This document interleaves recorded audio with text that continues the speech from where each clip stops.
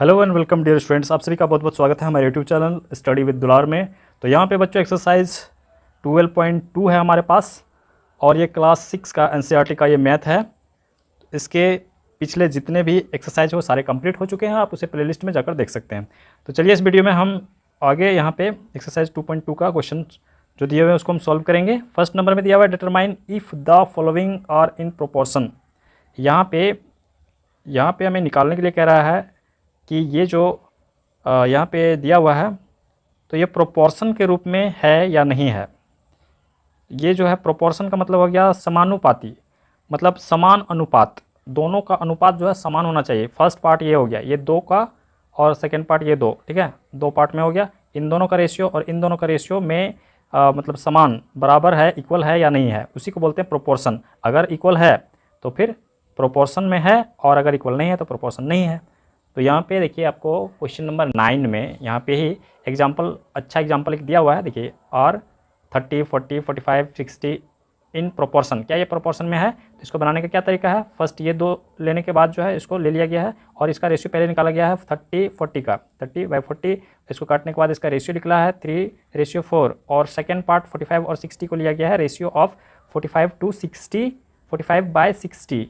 तो इसको जो है काटने के बाद जो है 3:4, मतलब दोनों रेशियो सेम निकल गया, ठीक है। दोनों रेशियो जब सेम निकल गया देयरफॉर ये जो है प्रोपोर्शन में है, इतना आर इन प्रोपोर्शन, ठीक है। इस तरह से हम लिख सकते हैं, एस या नो लिख सकते हैं, या तो प्रोपोर्शन में जो है तो एस लिख सकते हैं, प्रोपोर्शन में नहीं है तो नो है। नो लिखने के बाद जो है इस तरह से हम लिख सकते हैं, ठीक है। तो चलिए इसको सॉल्व करते हैं। क्वेश्चन नंबर 1, और यहाँ पे जो जिस हिसाब से इसको सॉल्व किया गया है उस तरह से मैंने इसको बना लिया है। यहाँ पे दिया हुआ है 15, 45, 40, 120, ठीक है। अब रेशियो जो है फर्स्ट पार्ट ये है, ठीक है, फर्स्ट पार्ट ये है और सेकंड पार्ट ये है। इन दोनों का रेशियो हम निकालते हैं, रेशियो ऑफ 15:45, 15:45। तो यहाँ पे 15/45 ये रख लिए और इसको हम काट देते हैं। 15 से 45 कट जाएगा, 15 का 15, 15 30, 15 3 45, 15 3 45 आता है। तो ये 3 बार में कट गया, ऊपर में क्या रह गया, 1 रह गया, जहाँ कुछ नहीं वहाँ 1। तो इसको हम डायरेक्ट रेशियो में लिखेंगे, 1:3 ये आ गया। नेक्स्ट में ये पार्ट है रेशियो ऑफ 40:120, तो यहाँ पे हम 40 लिखते हैं, ऊपर हम 40 लिखेंगे और नीचे में 120 लिखेंगे। सबसे पहले 0 0 काट देते हैं, 4 3 जा 12, ये कट गया, 4 3 जा, ये 3 बार में, यहाँ कुछ नहीं तो 1 है, ठीक है। तो यहाँ पे इसका रेशियो भी क्या आ गया, 1:3। तो दोनों मैच कर गया, सेम हो गया। अब हम यहाँ पे लिख सकते हैं as this are in proportion, this are in proportion. ये हो गया कंप्लीट। अब ठीक उसी तरह से बी पार्ट को हम लेते हैं। यहाँ पे 33, 121, 9 और 96 दिया हुआ है। तो फर्स्ट पार्ट ये है मेरा, सेकेंड पार्ट ये है। फर्स्ट पार्ट का रेशियो यहाँ पे निकालेंगे, रेशियो ऑफ 33 to 121, 33 to 121। अब ये जो है कटेगा किससे, 11 से कट जाएगा, 11 से काटते हैं, 11 3 जा 33 और 11 11 जा 11 11 को मल्टीप्लाई करेंगे तो 121 आएगा। ये कट गया, इससे ज़्यादा कटने वाला नहीं है। तो इसका रेशियो आएगा 3:11। इस पार्ट का लेते हैं रेशियो 9 to 96, यहाँ पे हम लिखेंगे 9 और नीचे में देंगे 96। किससे कटेगा, कोई आता पता चल रहा है? इतना पता चल रहा है कि 3 से कट रहा है, ठीक है। 3 3 जा 9 हो गया, और 3 3 जा 9 हो गया, और 3 2 जा 6 हो गया, इतना से कट गया। अब जो है क्या ये 3 से कटेगा, ऊपर में 3 है, 3 से कटने वाला नहीं है। इसका रेशियो क्या आ गया, 3:32, 2 से भी कटने वाला नहीं है। तो ये दोनों मैच नहीं किया, ठीक है। तो यहाँ पे हमें लिखना पड़ेगा नो। अभी तो एस आया था, इसमें आ गया no. No, these are not in proportion, these are not in proportion। Complete हो गया सी पार्ट, ठीक है। इसका सी पार्ट में दिया हुआ है 24, 28, 36, 48। सबसे पहले हम ये दोनों का निकालेंगे, फिर ये दोनों का, ठीक है। रेशियो 24 to 28, तो 24 हम यहाँ पे लिख लेते हैं और यहाँ पे 28, 24/28 किसका टेबल में दोनों आता है, तो आता है 4 का टेबल में। और 4 6 जा 24 हो गया और 4 7 जा 28 7 बार में, ठीक है। तो ये आ गया 6:7 और सेकेंड पार्ट का 36/48, 36/48 ये दोनों किसके टेबल में आता है, 6 के टेबल में आता है। 6 12 17 6 24 6 30 6 36 6 42 6 48 6 36 मतलब 6 6 जा 36 और 6 8 जा 48, 6 8 जा 48। फाइनली हमारे पास नहीं और कटेगा, ये कटेगा 2 3 जा 6 और 2 4 जा 8। मतलब है कि यहाँ पे ऊपर में 3 4, तो ये 3:4 आ रहा है, मैच तो कर नहीं रहा। इसका मतलब है क्या करेंगे, नो लिखेंगे, नो दिस आर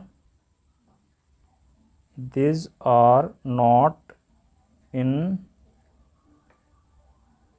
प्रोपोर्शन। ये हो गया। नेक्स्ट पार्ट लेते हैं। अब हमारे पास है डी पार्ट और इसमें 32 48 70 और 210 दिया हुआ है। तो फर्स्ट में हम इन दोनों को लेते हैं 32 to 48, 32/48 ऐसा कौन सा टेबल है जिसमें आता है, ये पता चल रहा है तो ठीक, और नहीं तो 8 का टेबल में कितना आता है, 8 का 16 24 32 और 50 48। तो 8 का टेबल में तो दोनों आ रहा है, 8 8 का 16 24 8 32 8 4 जा 32 और 8 6 जा 48। अभी और कटेगा, ये 2 2 जा 4 हो गया और 2 3 जा 6 हो गया। मतलब है अब नहीं कटेगा, 2:3 इतना आ गया इसमें। और इसमें देखिए यहाँ पे 70 और 210 है, तो यहाँ पे 70/210। सबसे पहले तो 0 काट देते हैं, 7 7 का 14 7 21, तो 7 3 जा 21, ठीक है, 3 से कट गया, ऊपर में 1 बच गया, तो इसका रेशियो लिखाएगा 1:3। मैच कर रहा है क्या, नहीं मैच कर रहा है, तो इसका मतलब है कि हम यहाँ पे नो लिख देंगे इसको, no this are not in proportion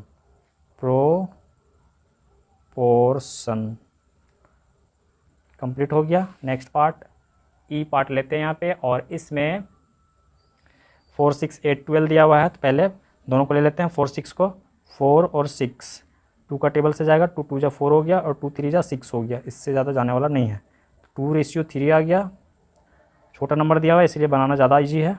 यहाँ पे 12 हो गया, ठीक है। इसको 4 से लेते हैं, 4 2 जा 8 हो गया और 4 3 जा 12 हो गया। तो इसका रेशियो कितना है, 2:3, दोनों मैच कर रहा है, इसका मतलब एस लिखेंगे इसको, as this are in proportion हो गया। लास्ट पार्ट है एफ, 33 44 75 और 100 दिया हुआ है। तो फर्स्ट में 33 और 44 को लेते हैं, 33/44 11 का टेबल से तो जाएगा 3 बार में और 4 बार में, और इससे ज़्यादा जाने वाला नहीं है, 3:4। और ये है 75/100, तो ये 25 का टेबल में तो दोनों आएगा, 25 3 से 75 3 बार में कटेगा और ये 4 बार में कटेगा, 25 4 जा 100, इससे ज़्यादा जाएगा नहीं जाएगा, तो 3:4 आ गया, दोनों मैच कर गया। तो इसको हम लिख देंगे एस, इसमें हम एस लिखेंगे, एस दिस आर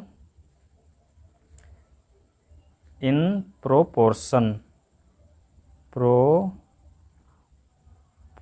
हो गया, कंप्लीट हो गया क्वेश्चन नंबर 1। नेक्स्ट क्वेश्चन लेते हैं।